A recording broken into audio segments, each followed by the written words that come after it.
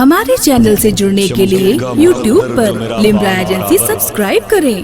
جاؤں گا مدینہ میں کئی سال برابر، چمکے گا مقدر جو میرا بال برابر، جاؤں گا مدینہ میں۔ دیکھیں اس کے بعد قوافی نہیں ہے لیکن بازار سے کچھ قافیے نکالے بھائی جاوید صدیقی۔ دیکھیں 100 سے زائد ملکوں میں اردو زبان کی حکومت ہے، لوگ اردو زبان میں نعت کے شعر کہہ رہے ہیں، اور جہاں جہاں اس زبان کی حکومت ہے وہاں نعت کی مجلسیں، نعت کے مشاعرے، نعت کی نشستیں، نعت کے موضوعات پر بڑے بڑے لٹریچرز، بڑے بڑے جرائد، رسائل شائع ہو رہے ہیں، اور ان رسالوں میں ان کی عظمت اور ان کی افادیت کے پیش نظر ہندوستان کے اس عظیم شاعر محترم جاوید صدیقی کے کلام کو آپ جب چاہیں پڑھ سکتے ہیں۔ پڑوسی ملک کے بڑے بڑے نقاد، مبصر، تبصرہ کرنے والے، بڑے بڑے شعراء، ثناخواہ ان کو دیکھنا چاہتے ہیں، یہ ممبر شریف پر موجود ہے۔ میں سیدی سرکار نور الاولیاء کے دامن سے پلی ہوئی عظیم شخصیت کے قدم کو چوم کر کے ایک مصرع پڑھتا ہوں کہ چمکے گا مقدر جو میرا بال برابر، جاؤں گا مدینہ میں کئی۔ آپ لوگ اگر نہیں بولیں گے تو اس کا تھوڑی مطلب ہے کہ میرے بچے بھوکے مر جائیں گے، اور بول دیں گے تو میری صحت اور بڑھ بھی نہیں جائے گی۔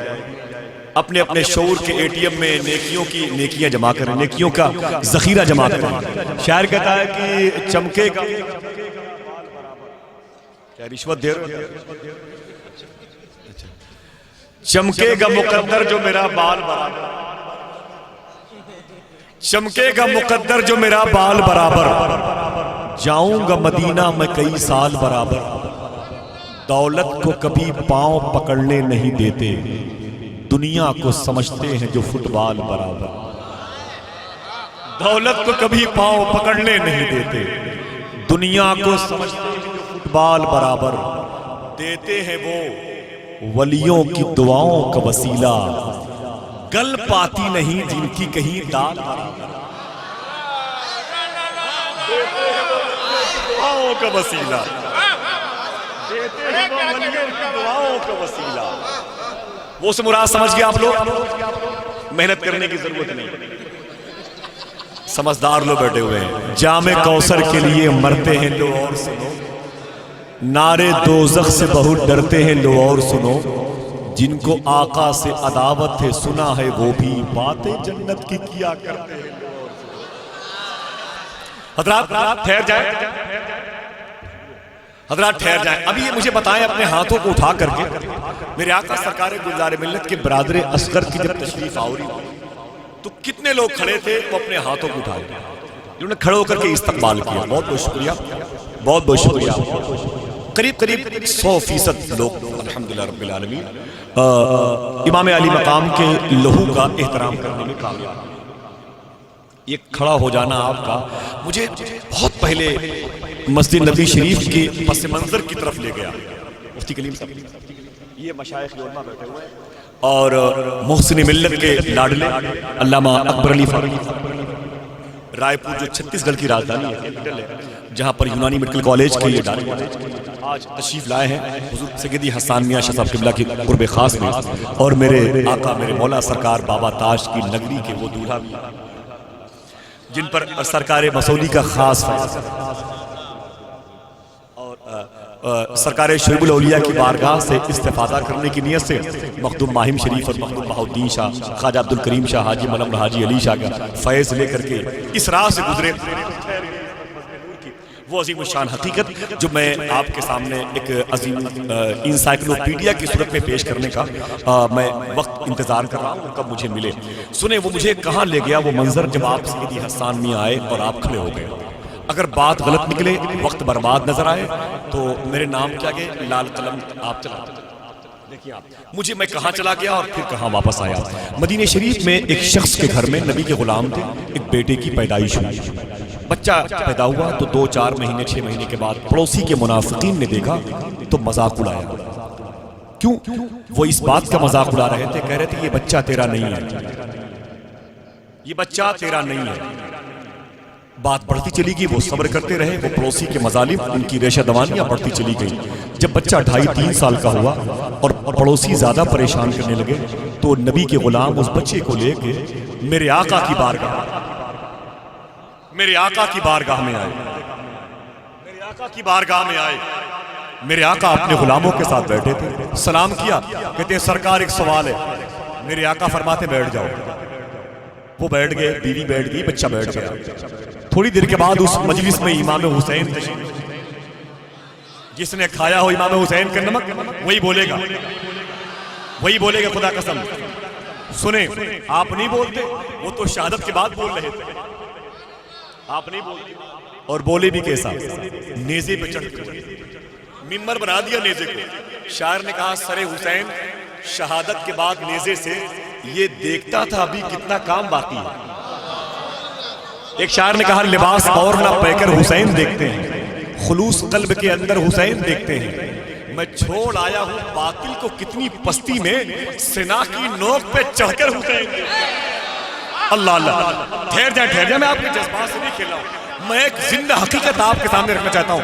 آپ سن لیں بھائی، شکریہ. ایک بات سن لیں، میں آپ کو پیمانہ دے کے جا رہا ہوں. بس آپ یہ فیصلہ کر کے جائیں. سن لیں بھائی، میری بات سن لیں. آپ یہ فیصلہ کر کے جائیں یہ ٹوٹی چٹائی بہتر ہے کہ ندوہ کی قالین بہتر ہے. یہ فیصلہ کر کے جائیے گا. سنیں آپ، امام حسین کے ماننے والے یہاں ان کے دشمن نہیں آتے. کیوں؟ وہ بہت مصروف ہے. ان کی مصروفیت کی وجہ بتا دوں کیا؟ بہت بڑی بات ہے. بڑے لوگ نہیں ہوتے تو بڑی بات نہیں ہوتی. شاعر کہتا ہے کہ یہ بات جہاد علی اصغر سے کھلی ہے، باطل کی تباہی کا سبب ایک ہنسی ہے. شبیر کی مجلس میں یزیدوں کو نہ ڈھونڈو، یہ بھیڑ تو بیعت کے جنازے میں گئی ہے. یہ بھیڑ تو بیعت کے جنازے میں، یہ بھیڑ تو بیعت کے جنازے میں گئی ہے. سنیں آپ، وہ بات پینڈنگ میں ہے. سن لیں آپ، میں جس کے لیے آپ کو میں روک رکھا ہوں. وہ کہتے ہیں سرکار میرے آقا فرماتے بیٹھ جاؤ. جب بیٹھ گئے تو اس محفل میں آقا حسین تشریف لائے. سبحان اللہ کہہ دیجئے. جب میرے آقا تشریف لائے تو سارے نبی کے غلام کھڑے ہو گئے. جب امام حسین کو دیکھا تو وہ اس بچے کے باپ وہ بھی کھڑے ہو گئے، ان کی ماں وہ بھی کھڑی ہو گئی. وہ بچہ بھی 2.5-3 سال کھڑا ہو گیا. اللہ، وہ کھڑا ہو گیا. میرے آقا حسین آئے، نانا کے دامن میں بیٹھ گئے، نانا کی ریش مبارک کو چوما. میرے آقا نے ان کی چشمان مقدس کو چوما، زبان کو چوسا، حلقوم اقدس کو چوما. امام حسین اٹھے اور چلے گئے. پھر وہ صحابی کھڑے ہو گئے. سرکار میرا سوال جواب چاہتا ہے. میرے آقا فرماتے تیرا سوال کیا ہے؟ وہ کہتے ہیں حضور میرا یہ بچہ ہے، یہ میری بیوی ہے، یہ بچہ میرا. منافق کہتی ہے بچہ تیرا نہیں ہے، اس کا ناک نقشہ تجھ پہ نہیں کیا، تیری بیوی پہ نہیں گیا، تیرے باپ پہ نہیں گیا، تیری بیوی کے باپ پہ نہیں گیا. یہ بچہ تیرا نہیں ہے، مجھے اپنی بیوی پر اعتماد ہے. آپ صرف بتا دیئے بچہ کو. خوش ہو جاؤ، نبی پرائیویٹ معاملات کا حل بھی نکالتے ہیں. صحابہ کا عقیدہ دیکھو. سنیں، میرے آقا فرماتے ہیں یہ بچہ تیرا ہی ہے. کیا فرمایا؟ یہ بچہ. وہ صحابی کہتے ہیں حضور مجھے آپ کی بات پر ایمان ہے، یقین ہے، خدا قسم جو آپ کہتے ہیں وہ حق ہے. لیکن سرکار یہ پڑوسی منافق ثبوت مانگتے ہیں، پروف مانگتے ہیں. اب جو نبی نے پروف دیا، اپنے ہاتھوں کو اٹھا کے یا حسین کہہ دو، میں وہ پروف دے دوں. زور سے بولیں، زور سے بولیں. حسین کا بیٹا بیٹھا ہوا، زور سے بولیں آپ. کیا فرمایا؟ سرکار یہ منافق پروف مانگتے ہیں. میرے آقا فرماتے پروف مانگتے تو سن میرے غلام، ابھی میرا حسین آیا تھا، حسین کو آتے ہوئے دیکھو. حسین کے میرے غلام یہ کھڑے ہوئے کہ نہیں؟ فرماتے میرے آقا فرماتے حسین کو آتے ہوئے دیکھ کر تو کھڑا ہوا کہ نہیں؟ جی حضور. فرماتے میرے آقا تجھے دیکھ، میرے حسین کو دیکھ کے تیری بیوی حسین کی تعظیم میں کھڑی ہوئی کہ نہیں؟ جی حضور. فرماتے میرے آقا کہ تیرا یہ 2.5-3 سال کا بچہ میرے حسین کی تعظیم میں کھڑا ہوا کہ نہیں؟ وہ کہتے ہاں حضور. میرے آقا فرماتے سن میرے غلام، میرے حسین کی تعظیم وہی کرتا ہے جو اپنے باپ کی اصل اولاد ہوا کرتا ہے.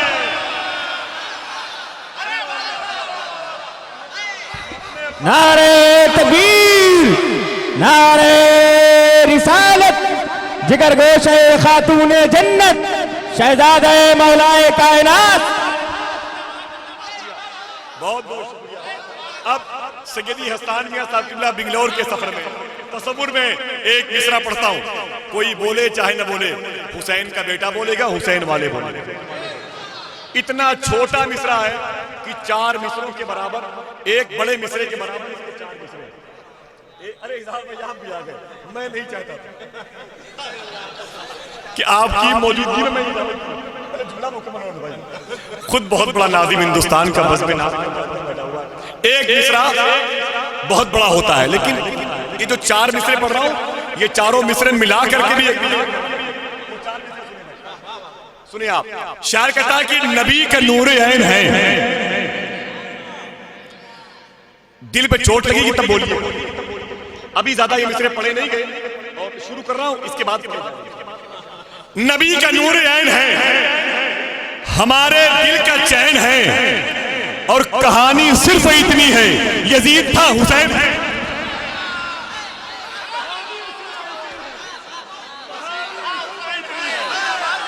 ذرا ہاتھ اٹھا کے بول دو, کہانی صرف اتنی ہے, یزید تھا حسین ہے. ذرا ہاتھ اٹھا کے بولو, یا حسین, یا حسین, یا حسین. اسی پاکیزہ فداؤں شہر ناگپور کی ایک بابرکت آواز, ناشر مسلکی اعلیٰ علامہ شاہ مفتی عتیق الرحمان صاحب قبلہ آپ کے حوالے. الحمدللہ الذی ابدل افلاک والارضین والصلاة علی من کان نبیا وآدم بین الماء والطین وآلہ وصحابہ اجمعین. اما بعد, قال اللہ تعالی فی قرآن المجید, فاعوذ باللہ من الشیطان الرجیم, بسم اللہ الرحمن الرحیم. الرحمن علم القرآن, خلق الانسان علمہ البیان. صدق اللہ مولانا عظیم وبلغنا رسولہ النبی الکریم, وَنَحْنُ عَلَىٰ ذَلِكَ لَمِنَ الشَّاكِدِينَ وَالشَّاكِرِينَ وَالْحَمْدُ لِلَّهِ رَبِّ الْعَالَمِينَ. بارگاہ رسالت میں درود پاک کا ہدیہ پیش کریں. اللہم صلی وسلم بارک علی سیدنا مولانا محمد طب القلوب ودوائیہا وعافیت الابدان وشفائیہا ونور الابصار وضیائیہا وآلہ وصحابہ دائما ابدا. غوث اعظم بمن بے سر سما مدد, قبلہ دی مدد, کعبہ امام مدد. روز آئے مدینے سے باد صبا, ہجر میں دل ہمارا بہلتا رہے. ہر گھڑی تم ہمیں یاد آتے رہو, عالم شوق میں دل مچلتا رہے. وقت آ جائے ارشد کا جب آخری, رنگ لائے میری نسبت قادری. گوشے دامن پاک ہو ہاتھ میں, سامنے تم رہو دم نکلتا رہے. آپ کے دیار محبت میں حضور گلے گلزارے اسماعیلیت شہزادہ علی نسب حضرت علامہ مولانا شاہ میر محمد گلزار اسماعیلی واسطی قادر الزاکی مدد اللہ النورانی کے حکم پر حاضر ہوا. اور یہ ہماری انتہائی خوش نصیبی ہے کہ آج کی اس اعجاز قرآن کانفرنس میں نور علی نور یعنی ابن نور دونوں شخصیت ہمارے روبرو ہے. ان قریب حضرت کی آمد ہونے والی ہے اور شہزادہ رسول کی موجودگی میں انشاءاللہ ذکر رسول ہوگا. دارالعلوم انوار الاسلام کے سالانہ جلسہ دستار بندی کے موقع پر نور الاسلام کے موقع پر جو عنوان رکھا گیا اعجاز قرآن کانفرنس, اسی نسبت سے تھوڑی دیر میں انشاءاللہ گفتگو کروں گا. کہ اعجاز قرآن، کہ قرآن کل بھی اعجاز تھا، آج بھی اعجاز ہے، اور کل بھی بڑے بڑے فصحا اور بلغا کو چیلنج کیا تھا کہ ہائے کوئی جو ایک سورت کی مثل لے کر آ جائے، لیکن کوئی سامنے نہیں آیا، اور آج بھی نہیں آ سکتے۔ رب تبارک و تعالیٰ فرماتا الرحمن علم القرآن، رحمان نے اپنے حبیب کو قرآن سکھایا۔ خلق الانسان، انسانیت کی جان محمد صلی اللہ علیہ وسلم کو پیدا کیا۔ علمہ البیان، اور نبی کریم صلی اللہ علیہ وسلم کو ما کانا وما یکون کا بیان سکھایا۔ یہ آیت کریمہ کب نازل ہوئی؟ علماء فرماتے ہیں کہ جب یہ آیت کریمہ اسجدوا للرحمن، رحمان کو سجدہ کرو، نازل ہوئی تو مشرکین کہنے لگے رحمان کون ہے؟ ہم نہیں جانتے رحمان، ہم نہیں پہچانتے۔ تو رب تبارک و تعالیٰ نے یہ آیت کریمہ نازل کیا الرحمن علم القرآن، کہ وہی تو رحمان ہے جس نے اپنے حبیب کو قرآن سکھایا۔ وہی تو رحمان ہے، اسی کی بارگاہ میں یہ جھکنے کا حکم دے رہے ہیں۔ رحمان نے اپنے حبیب سرور عالم صلی اللہ علیہ وسلم کو قرآن سکھایا۔ سکھانے والا رحمان ہے، سیکھنے والے مصطفیٰ ہیں، اور جو کتاب سکھائی جا رکھی ہے وہ قرآن ہے۔ ارے ان بچوں نے یہی تو کتاب کی تکمیل کی ہے، پورے قرآن کو اپنے سینے میں محفوظ کیا ہے۔ یہ بھی سرکار کا معجزہ ہے۔ اگر کوئی بچہ مدرسے میں داخل ہوا اور پڑھائی مکمل نہ کر سکا، یا آپ نے اپنے بیٹے کو اسکول میں ایڈمیشن دلایا، کالج گیا، لیکن مکمل پڑھ نہیں سکا، تو اس کی صرف 3 ہی وجہ ہیں۔ یا تو استاد نامکمل ہوگا، استاد ہی کمپلیٹ نہیں، جب مکمل نہیں تو وہ شاگرد کو کیا مکمل کرے گا؟ اس کے پاس ہی علم مکمل نہیں، اور جب علم مکمل نہیں ہوتا ہے تو بڑے بڑے فتنے پیدا ہوتے ہیں۔ الحمدللہ ہمارے یہاں یہ موقر علماء کی جماعت موجود ہے جنہوں نے مدارس میں پڑھ کر اپنے کئی سال صرف کر کے قرآن و حدیث کا مکمل علم حاصل کیا، لیکن جب بھی کوئی حکم سناتے ہیں تو بڑا احتیاط برتتے ہیں، بڑے محتاط ہو جاتے ہیں، قرآن و حدیث سے دلائل اخذ کرتے ہیں، لیکن جب علم ادھورا رہتا ہے، 40 دن گھوم کر آیا، چند دن چلے کیا، آنے کے بعد اتنا بڑا مفتی ہو گیا کہ یہ کرنا شرک ہے، وہ کرنا بدعت ہے، اور شرک و بدعت سے کم تو فتوے ان کے یہاں ہوتے ہی نہیں، شرک و بدعت سے کم تو کوئی حکم لگاتے ہی نہیں۔ 40 دن میں یہ اتنے بڑے مفتی ہو کر آ جاتے ہیں۔ اگر علم بچے کا ناقص رہا، وہ مکمل نہیں پڑھ پایا، تو 3 ہی وجہ ہے، یا تو استاد ہی مکمل نہیں،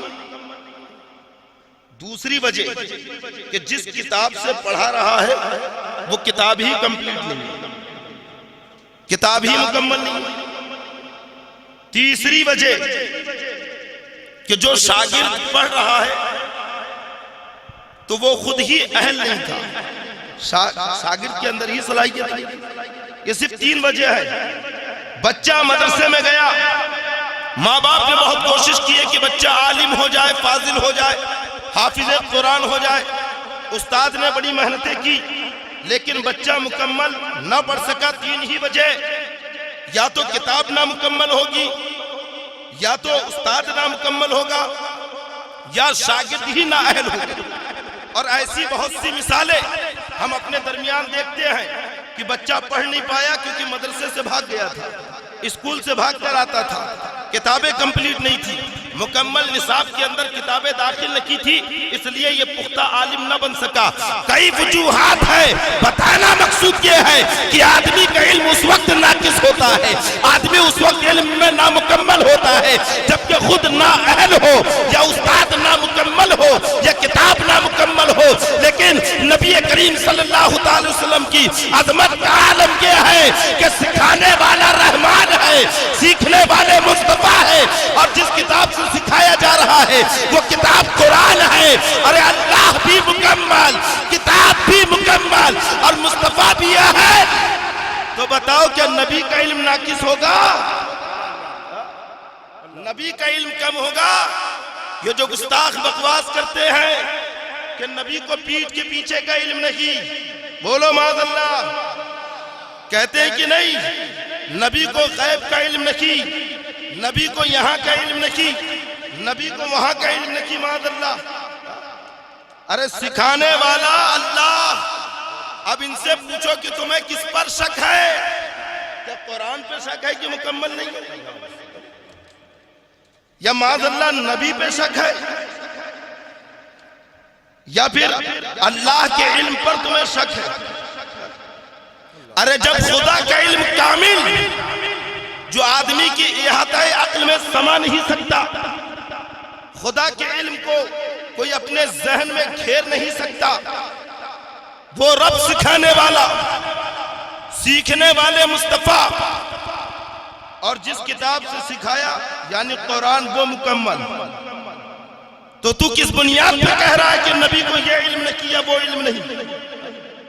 مطلب یہ ہے کہ قصور تیرے اندر ہے۔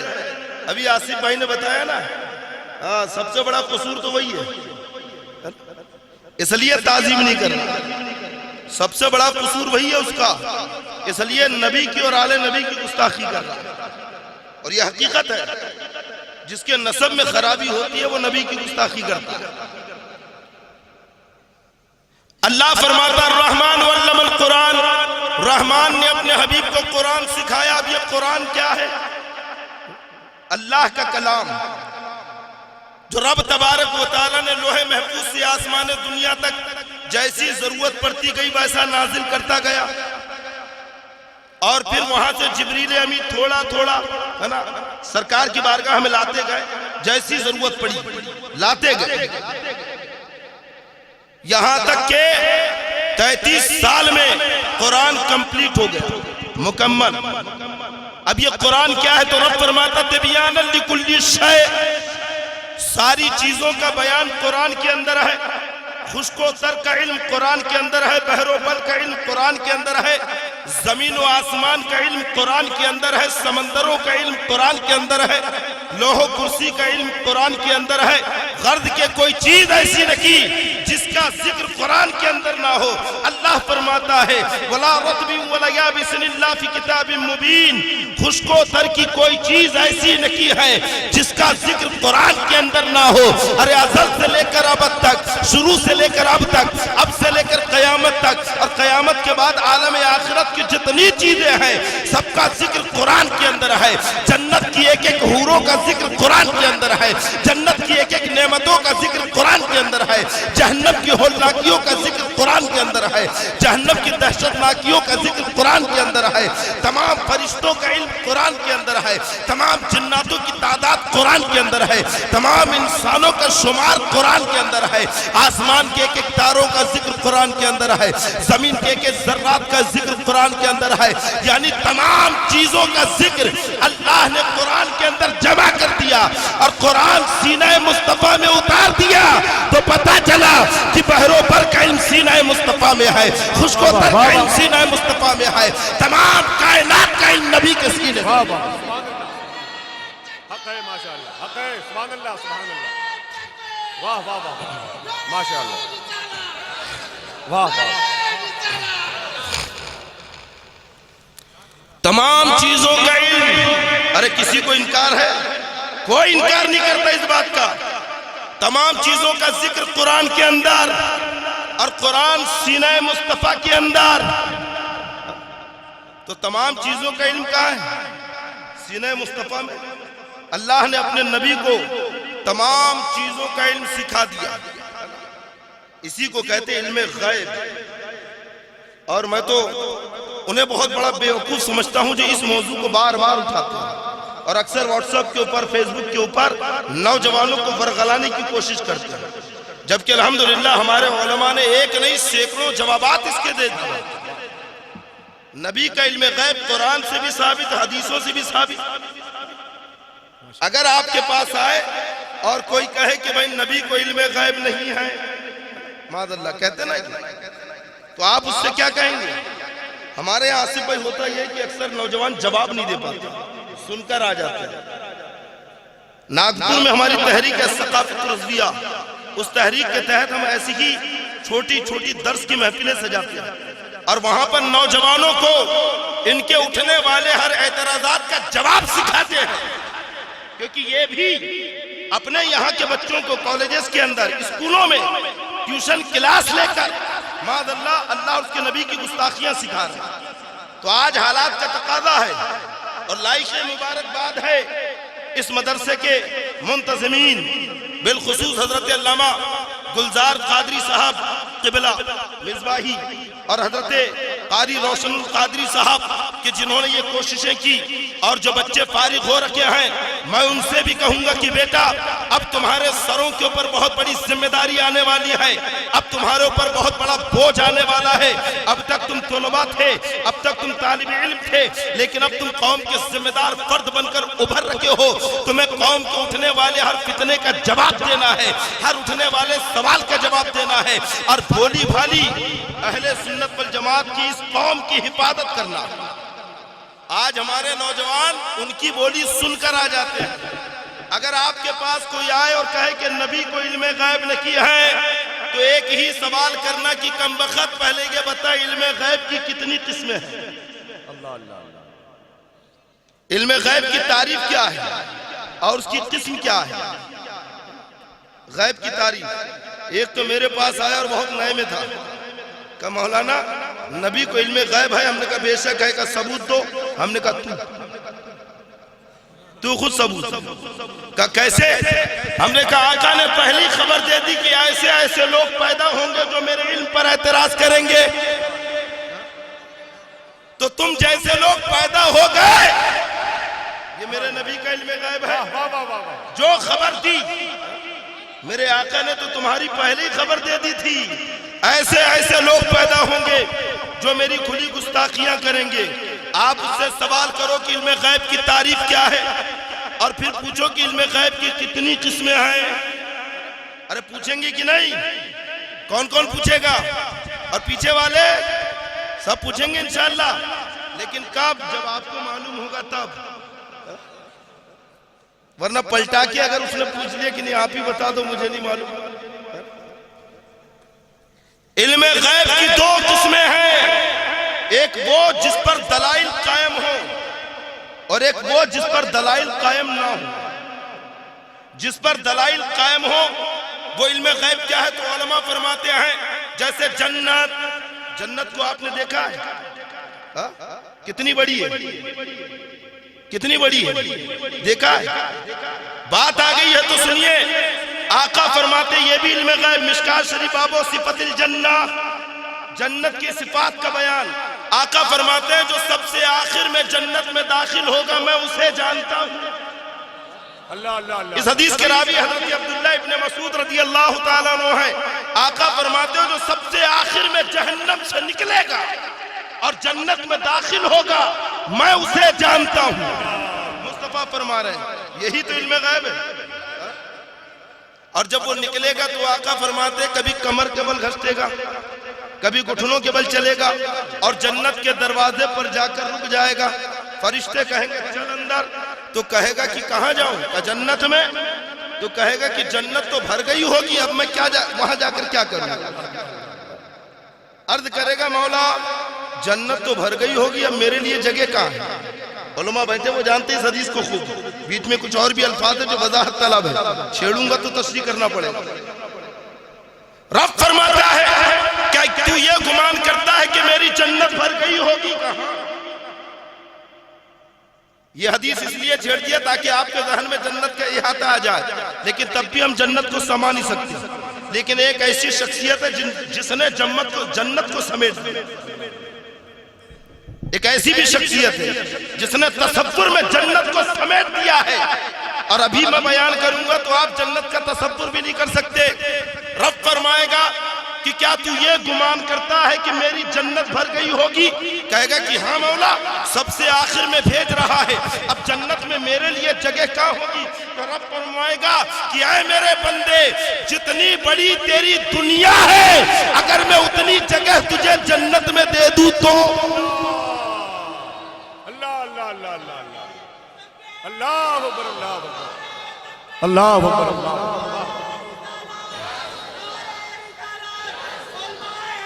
زندہ باد زندہ باد.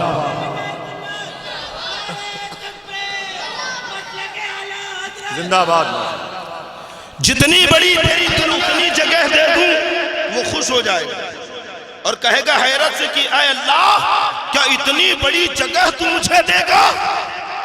آج دنیا میں کسی کے پاس 5000 اسکوائر فٹ کا پلاٹ آ جائے تو 36 کی چھاتی 38 کی ہو جاتی ہے. اس کی شرٹ اسے ٹائٹ ہونے لگتی، پھولا نہیں سماتا ہے. اتنی جگہ اتنا پلاٹ میں نے خرید لیا. لیکن قربان جاؤ، رب فرما رکھا ہے کہ جتنی بڑی تیری دنیا ہے اگر اتنی بڑی جگہ دے دوں تو وہ خوش ہو جائے گا، حیرت میں رہے گا. تو رب فرمائے گا تعجب نہ کر، جتنی بڑی تیری دنیا ہے میں اتنی 10 گنا جگہ تجھے عطا کرتا ہوں. اس بندے کو 10 دنیا کے برابر جگہ دے گا. حضرت عبداللہ ابن مسعود رضی اللہ تعالیٰ عنہ یہ حدیث بیان کر کے مسکرانے لگے اور کہتے ہیں کہ کیا پوچھو گے نہ کہ کیوں مسکرا رہا ہوں؟ لوگوں نے کہا کہ ہاں بتائیے. تو کہا میرے آقا بھی مسکرائے تھے، میرے آقا بھی مسکرائے تھے. اور جانتے کیوں مسکرائے تھے؟ سرکار نے مسکرا کر کہا تھا سنو، وہ جنتیوں میں ادنا ہوگا. یعنی جب جنتیوں میں ادنا ہے، سب سے آخر میں جنت میں گیا، سب سے آخر میں جہنم سے نکلا، کتنا بڑا پاپی ہوگا، کتنا بڑا گناہگار ہوگا، کتنا بڑا نافرمان ہوگا. تو جب اس نافرمان کو 10 دنیا کے برابر جگہ دی جا رہی ہے تو سیدنا ابوبکر صدیق کی پراپرٹی کا عالم کیا ہوگا، حضرت عمر کے وراثت کا عالم کیا ہوگا، سرکار غریب نواز کی جنت میں وسعت کا عالم کیا ہوگا. اللہ اللہ اللہ. کس قدر جگہ ملے گی؟ اب کوئی جنت کا تصور کر سکتا ہے؟ اب بتاؤ جنت کتنی بڑی کر سکتے ہیں؟ نہیں.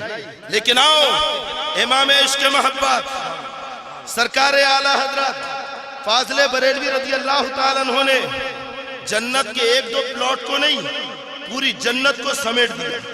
اور سمیٹ کر تصور کیسا محدود کیا؟ ان کے قصر قدر سے خلد کمرہ نور کا.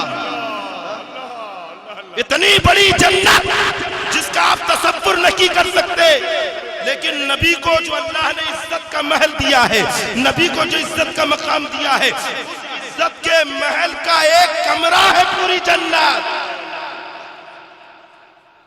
اور سدرہ سنے آپ نے؟ سدرہ کتنا بڑا درخت ہے، اتنا بڑا کہ جہاں جبریل امی قیام کرتے ہیں اس کی شاخوں نے 7 زمین و آسمان کو گھیر لیا ہے. اس کے پھل مٹکے کے برابر ہیں، پتے ہاتھی کے کان کے برابر ہیں. اور پائے باغ، سیکنڈ مصرے میں پائے باغ کا لفظ ہے نا، پائے باغ باغیچے کو نہیں کہتے ہیں. بڑے بڑے باغیچے آپ نے دیکھیں گے، آم کا باغیچہ، سنترے کا باغیچہ. ہمارے ناگپور میں بہت ہے سنترے کے باغیچے. پائے باغ کہتے ہیں گھر کے آنگن میں جو چھوٹا سا باغیچہ بنایا جاتا ہے اور اس میں کوئی ساگون نہیں لگاتا، ارجات نہیں لگاتا، بانس نہیں لگاتا، بلکہ چھوٹے چھوٹے پودے لگاتا. اسے پائے باغ کہتے ہیں. قصر قدر یعنی عزت کا محل. ان کے قصر قدر سے خلد کمرہ نور کا سدرہ پائے باغ میں ننھا سا پودا نور کا. اور سرکار کے پائے باغ کا سدرہ ننھا سا پودا ہے. وہ ہے نبی کا مقام. تو جنت وہ غیب ہے جس پر دلائل قائم ہے کہ ہمیں نبی نے بتایا، قرآن نے بتایا. جہنم غیب ہے لیکن اس پر دلائل قائم ہے. رب تبارک و تعالیٰ کی ذات غیب ہے، اس پر دلائل قائم ہے. اور دوسری قسم علم غیب کی ہے جس پر دلائل قائم نہ ہو. تو دلائل قائم نہ ہو وہ کیا ہے؟ علوم خمسہ، اور یہ علم رب تبارک و تعالیٰ کے ساتھ خاص ہے۔ علماء فرماتے ہیں کہ اس علم کے بعض جزیات اللہ نے اپنے نبی کو عطا فرمائے۔ وہ 5 علوم کیا ہے؟ تو رب تبارک و تعالیٰ خود فرماتا ہے کہ ماں کے پیٹ میں کیا ہے، لڑکا ہے یا لڑکی ہے، نیک ہے یا گنہگار ہے، اچھا ہے یا برا ہے، یہ اللہ کی جانتا ہے۔ کون کہاں مرے گا یہ بھی رب تبارک و تعالیٰ جانتا ہے۔ بارش کب ہوگی یہ بھی اللہ جانتا ہے۔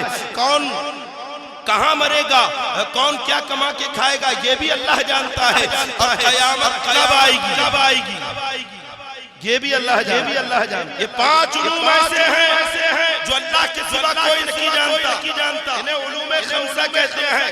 کون کہاں پیدا ہوگا، ماں کے پیٹ میں کیا ہے اللہ جانتا ہے۔ کون کہاں مرے گا، کون کہاں مرے گا اللہ جانتا ہے۔ ایکو تھوڑا سا اب آئیے مشکات شریف باب المناقب۔ ماں کے پیٹ میں کیا ہے اللہ کے سوا کوئی نہیں جانتا، لیکن اللہ نے اپنے نبی کو جزیات عطا فرمائے۔ حضرت ام فضل رضی اللہ تعالیٰ عنہ رشتے میں سرکار کی چچی ہے، نبی کی بارگاہ میں آئی، عرض کرتی کہ یا رسول اللہ صلی اللہ علیہ وسلم میں نے ایک خواب دیکھا ہے جسے بیان کرنے سے ڈرتی ہوں۔ کہا بیان کرو کیا خواب ہے؟ کہا یا رسول اللہ میں نے خواب دیکھا کہ کسی نے آپ کے بدن کا ٹکڑا کاٹ کر میری گود میں رکھ دیا۔ آپ حضرات کھڑے ہو جائیں، حضرات آپ اپنی جگہ کھڑے ہو جائیں۔ شہزادے سرکار مولا کائنات شہزادہ امام حسین نور نگاہ سرکار غوث العظم عظمت غریب نواز کے فیوز و برکات کو تقسیم کرنے والے سیدی سرکار عبدالرزاق محبوب بے قمر قادری بانسری کے خلیفہ اور ان کی نیابت کا حق ادا کرنے والے، ان کے جانشین، ان کی گدی کے وارث سرکار مسولی شریف کی بارگاہ کے صاحب سجادہ اسماعیلی دولہ سیدی آقائی مولائی سیدی سرکار حضور گلزار ملت کی آمد ہو رہی ہے۔ پورا مجمع اپنے دونوں ہاتھوں کو اٹھا کے استقبال کرے، نعرہ تکبیر، اور آواز بلند کریں، نعرہ تکبیر، نعرہ رسالت، نعرہ رسالت۔ فضائل مولا کائنات، عظمت مخدوم کائنات، فیضان پنجتن پاک مصطفیٰ، فضائل اہل بیت مصطفیٰ، خاندان مصطفیٰ، اولاد سرکار امام حسین، نسبت سرکار غوث العظم، اولاد سرکار غوث العظم، نبیر سرکار مسولی شریف، صاحب سجادہ خانقاہ اسماعیلیہ مسولی شریف، اسماعیلی دولہا، محافظ مسلک اعلیٰ حضرت، بازوی سرکار حضور تاج الشریعہ، فیضان سرکار شاہ مینا لکھنوی، سیدی سرکار حضور گلزار میاں شاہ صاحب قبلہ، سیدی سرکار حضور گلزار میاں شاہ صاحب قبلہ، سیدی حسان میاں شاہ صاحب قبلہ، شہزادگان سرکار نور الاولیاء۔ ادب اور احترام کے ساتھ بیٹھ جائیں۔ دیکھیں سربراہ اعلیٰ جامعہ اہل سنت نور اسلام حضور حافظ القاری شاہ روشن القادری صاحب قبلہ کی یہ تاریخی پیشکش، علامہ شاہ مفتی گلزار احمد صاحب قبلہ مصباحی قادری اسماعیلی کی پاکیزہ جد و جہد، جامعہ کے سارے اساتذہ کرام کے انہماک کا وہ عظیم الشان خوبصورت کامیاب مقبول جشن اعجاز قرآن کے نام سے منسوب اس عظیم الشان تقریب کی مقبولیت کا انتظار کر رہے تھے۔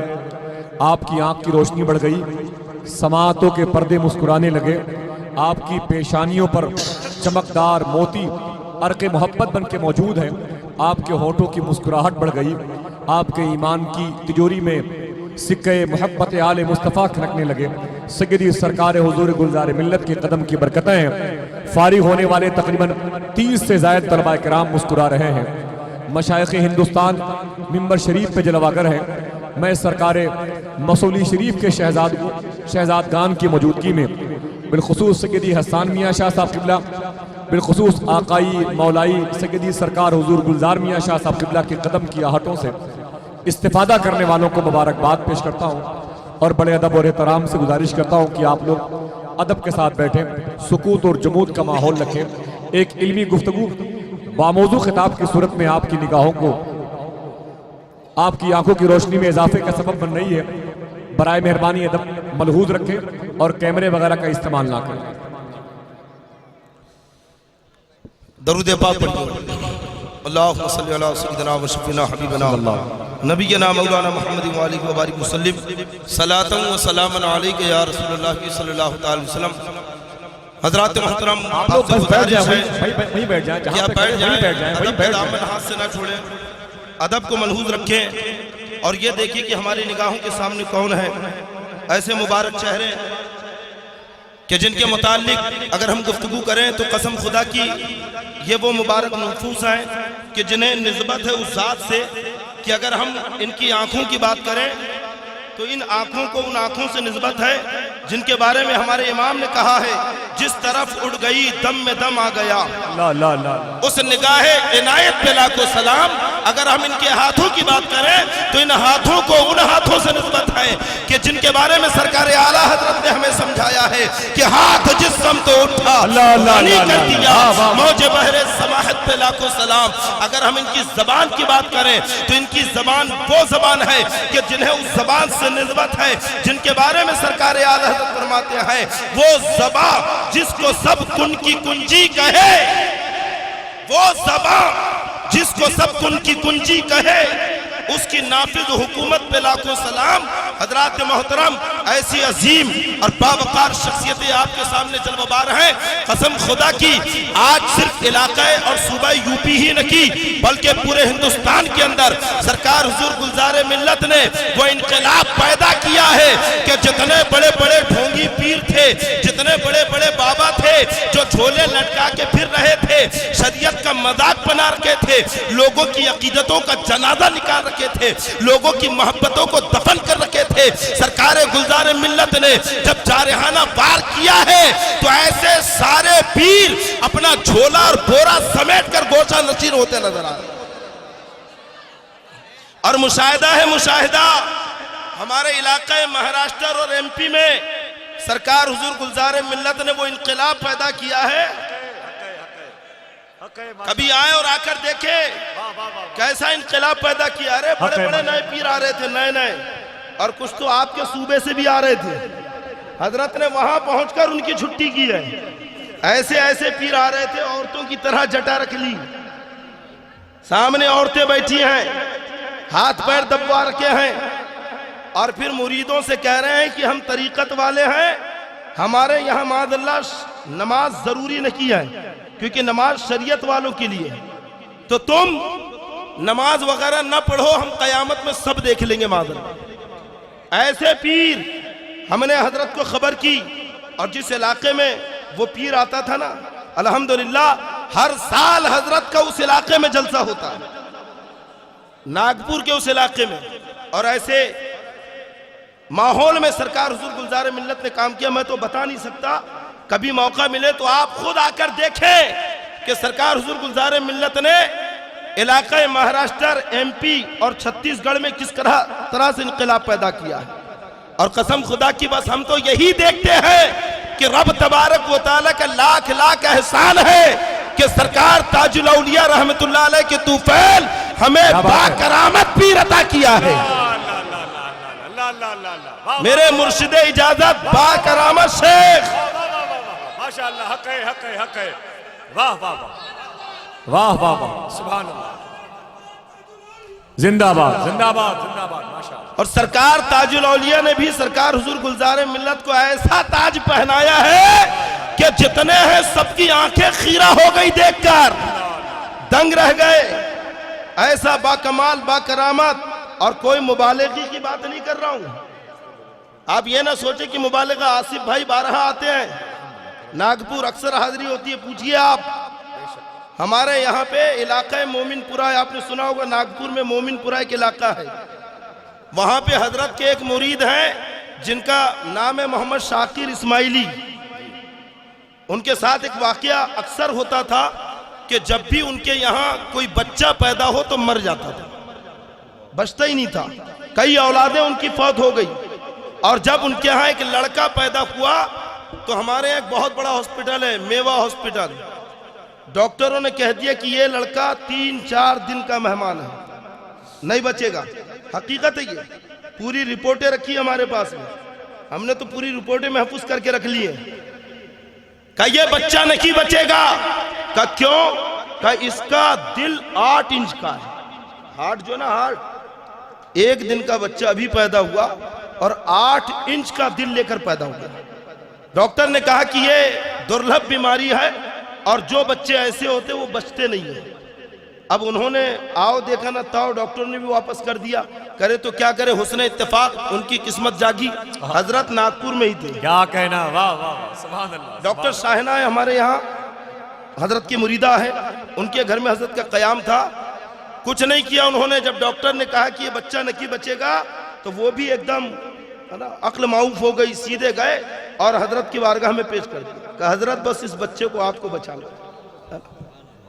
لیکن بتائیے جب دریائے کرم جوش پر آتا ہے اور پھر جو سلسلہ شروع ہوا سرکار باسا اور سرکار مسئولے کے فیوز و برکات کا، تو سرکار حضور گلزار ملت کا بھی تیور اس وقت بدلا ہوا تھا۔ بہت سارے لوگ کمرے میں موجود تھے کہ سب باہر چلے جائیں، باہر کیا، شاکر بھائی سے کہا بچے کو لٹا دو، بچے کو نیچے لٹایا اور حضرت نے پڑھ کر اس بچے پہ کچھ دم کیا اور اپنی شہادت کی انگلی سے اس کے سینے پر نشان لگا اور کہا کہ للہ بچے کو گھر لے جاؤ، اب دوا خانہ مت لے جانا۔ ارے بڑے بڑے ڈاکٹر گارنٹی نہیں لے رہے ہیں، جو اس فن کے ماہر ہے وہ ہاتھ ٹیک رہے ہیں کہ بچہ بچ نہیں سکتا۔ ارے اب تک وہ مادی ڈاکٹر کے پاس تھا، لیکن جب روحانی ڈاکٹر کا ہاتھ لگا ہے تو اب بچے کو کسی قسم کا خطرہ نہ کیا ہے۔ گھر لے گئے اور اپنی اہلیہ کے پاس بچے کو دے دیا اور کہا کہ حضرت نے کہہ دیا بچوں کو لے جانے کی کوئی ضرورت نہیں کہی۔ عورتیں کہاں مانتی ہے کیا؟ نہیں مانتی نا؟ آپ کے ہاں بھی ہوگا یہ معاملہ، نہیں مانتی جلدی۔ شاکر بھائی بیچارے کام پہ گئے، عورتوں نے بچے کو اٹھایا اور پرائیویٹ ہارٹ کے ڈاکٹر کے پاس لے گئے، پوری اسے بتائی رپورٹیں سب، اس نے پھر بچے کے ایکس رے وغیرہ نکالا، سونوگرافی کی، اور جب نکالا تو پوری رپورٹیں نارمل آئی۔ عموماً بچے کا جو دل رہتا اتنا بڑا اس کا ہارٹ ہو گیا۔ وہ ساری رپورٹیں لے کر ہی اپنے شوہر کو اس نے بتائی۔ ہمارے شاکر بھائی نے رپورٹیں لی اور دونوں رپورٹیں گورنمنٹ ہاسپٹل کے ایک بڑے ڈاکٹر کے ہاتھ میں دی جو ٹریٹمنٹ کر رہا تھا اس بچے کا۔ اس نے جب دیکھا تو حیرت سے کہتا ہے کہ کیا یہ دونوں رپورٹیں ایک ہی بچے کی ہے؟ یہ ہے روحانی ڈاکٹر۔ ہم تو اپنی قسمت پہ ناد کرتے ہیں کہ اللہ نے ہمیں با کرامت مرشد عطا فرمایا۔ رب تبارک و تعالی حضرت کا سایہ تا دیر ہمارے سروں کے اوپر قائم رکھے۔ ماشاءاللہ صلی اللہ تعالی علیہ وسلم۔ واہ زندہ آباد، زندہ آباد، ماشاءاللہ واہ۔ ارے اعلیٰ حضرت نے تبھی تو کہا کہ وہ زبان جس کو سب کن کی کنجی کہیں اسی زبان سے نسبت ہے۔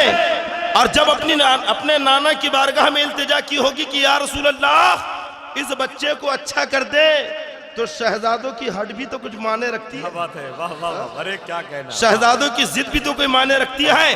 اور ہمیں یقین ہے کہ جب سرکار حضور گلزار ملت ایک بچے کی صحت کے لیے نبی کی بارگاہ میں التجا کر دے اور آقا اسے شفا بخش دے، تو کل قیامت میں اگر یہ ہمارے لیے ضد پر آ گئے کہ مولا یہ میرے غلام ہے، یہ میرے عاشق ہے، تو قسم خدا کی رسول پاک صلی اللہ تعالی علیہ وسلم کبھی اپنے شہزادے کی ضد کو نکار دے، ممکن ہی نہیں۔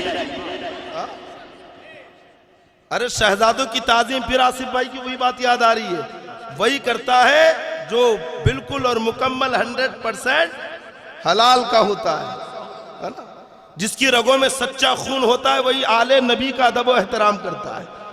اور ہمیں تو فخر ہے کہ ہم ان کا صدقہ یہاں بھی کھا رکھے ہیں اور وہاں بھی ان کا صدقہ ملے گا انشاءاللہ۔ علم غیب دو قسم ہیں، جس پر دلائل قائم ہو، جس پر دلائل قائم نہ ہو، دونوں کی تعریف بتا دیا۔ اب دلائل قائم نہ ہو تو وہ کیا ہے؟ ماں کے پیٹ میں کیا ہے؟ لڑکا ہے یا لڑکی؟ کون جانتا ہے؟ ارے بولیے، اللہ جانتا ہے کہ ماں کے پیٹ میں لڑکا ہے یا لڑکی، اچھا ہے یا برا، لیکن اللہ نے یہ علم اپنے نبی کو بھی عطا فرمایا۔ حضرت ام فضل کہتی یا رسول اللہ، میں نے خواب دیکھا ہے کہ کسی نے آپ کے بدن کا ٹکڑا کاٹ کر میری گود میں رکھ دیا۔ آقا مسکرانے لگے کہ بہت اچھا خواب ہے، کا تعبیر کیا ہے؟ آقا فرماتے تلد فاطمہ تو انشاءاللہ غلاما یکون فی حجرک۔ آقا نے کہا کہ اے ام فضل، ان قریب فاطمہ کے یہاں ایک لڑکا پیدا ہوگا، غلامن، سبحان اللہ سبحان اللہ، لڑکا پیدا ہوگا جو آپ کی گود میں دیا جائے گا۔ حضرت ام فضل کہتی کہ کچھ دنوں کے بعد فاطمہ الزہرا کے یہاں سیدنا امام حسین رضی اللہ تعالیٰ عنہ کی پیدائش ہوئی، جنہیں پہلے میری گود میں دیا گیا۔ دیکھو آقا نے خبر دی کہ نہیں، بچہ شکم مادر میں ہے، نبی نے پہلے خبر دے دی کہ لڑکا ہوگا۔ سبحان اللہ سبحان اللہ۔ ہمارے چینل سے جڑنے کے لیے YouTube پر لمبرا ایجنسی سبسکرائب کریں۔